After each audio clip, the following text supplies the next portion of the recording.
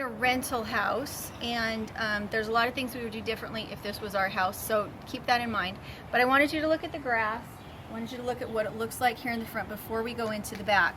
Now in the back I have added a ton of mulch, literally a ton of mulch, and I have moved some of the mulch away because we're trying to get it ready for someone else to rent it when John is gone. And I want you to really notice the difference between where I left the mulch and where I took the mulch away.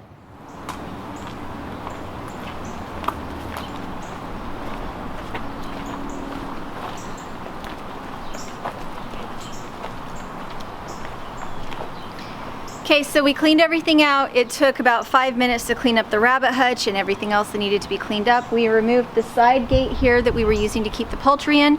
We had just tied it up with some string, so it was all very temporary, very manageable, and it was not a big deal to clean up. Okay, so what I want to show, if you don't mind panning a little bit to show the ground, I have a few vines that are coming up, but only a few. And you can kind of see where I left the mulch. I left the mulch here because I knew there would be mud, and I left it just around the keyhole bed, and then I left it all the way back to the shed. So you can see where I had the mulch. So now we're good. So you can see there are a few vines, just a few. So now you're gonna look, and this is where I removed the mulch. The mulch used to be just as deep everywhere. And what I did is, just before I left, knowing that the landlord wasn't gonna want mulch back here, I filled the keyhole garden with all the mulch that used to be here. Now, when we got rid of the chickens and we got rid of the ducks and sent them over to Nikki's, there was zero vegetation back here. There was mulch, and that was it. And what happened was, within a week and a half of us not having the ducks, we started to have these little tiny bits of green coming up that we hadn't seen before. And now what it looks like is, it looks like this, jungle back here, and you can see exactly where I've taken the mulch up. And you can see exactly where I left the mulch. And you can see that if I were to come in and pull things up, I'd have a job to do, but if I were to reintroduce ducks and if I were to reintroduce chickens, all of a sudden I wouldn't have anything green back here anymore. So the point of this is that if you're going to do a back to Eden or a Ruth Stout garden type of a situation where you have deep mulch, I do not do deep mulch unless I have ducks. The reason is because eventually, as that mulch breaks down, it turns into soil, and it's more fertile than it was before, and it's going to encourage weeds unless you have something there that wants to eat the weeds. And the other thing is, you're going to have a problem with slugs, especially in such a moist area. You're going to have problems with slugs, you're going to have problems with weeds. And it can't just be a few poultry. Depending on the size of your property, you have to move them from place to place to place to place in a group, in a mob system, so they eat all of it, and then you can move them back to that space. But on something this small, we had 10 chickens and 3 ducks, and they kept everything very well managed. The only thing we would have needed to do was add some more mulch in occasionally, just as they started to scratch away or as the mulch started to deteriorate down into dirt. Okay, so when you build a bed that's meant to be kind of shepherded by ducks, you need to know that if you don't raise it up, what the ducks are going to do is they're going to stick their heads in the side, and they're going to eat the roots of your plants. When I did my first raised beds that I wanted the ducks to patrol, they were straw bale beds, so they were only this tall, and the ducks would just stick their heads right in, and they'd eat the roots of everything I had planted.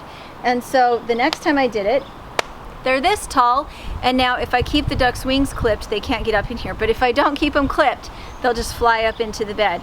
One of the other solutions I have is to make a wire cage that goes over the top, so that even if their wings are not clipped, they can't get into it. Same thing goes for deer, same thing goes for chickens. If you keep that wire cage over the top, it keeps birds out, it keeps squirrels out, it keeps everything out.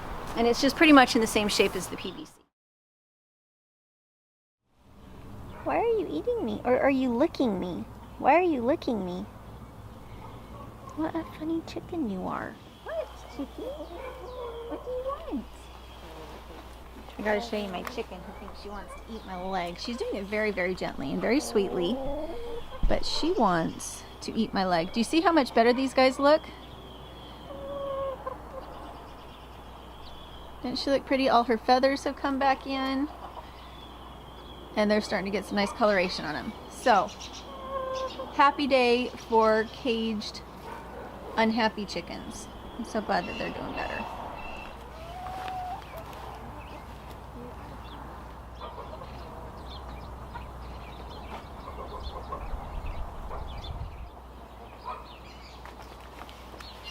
So she was gently trying to talk to me and tell me that the girls did not feed them this morning.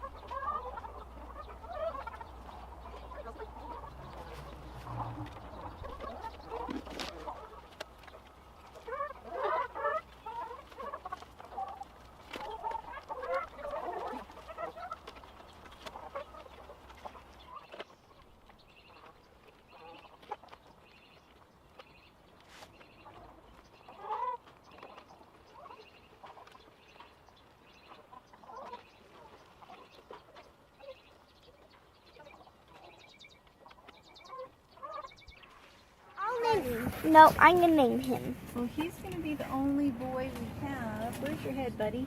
He's trying. There's your. Let's call this Right one. here. Oh no. I don't know. Let's call him Charming. No. Who right? You want to call him Charming? Yeah. I think we should call him Rain. Let's lift that one up. Hey, I think we should. hi, Charming. What's it called? Why don't we call him Willow? Why don't we call Willow, like a tree, since he's big like a willow. Can you show him? Can you see him? Can you see him? Ah. So this is Charming. Charming Willow. And he'll put him with his girl. Hello, Daddy Muscovy. Are you enjoying the grass? So this is the wheatgrass that my mom cut from the top of the mats, and then she didn't get time to get it juiced. I have it on top of the new hotbed, and I have our other bunny on top of the straw to poop and pee there to get things started really good.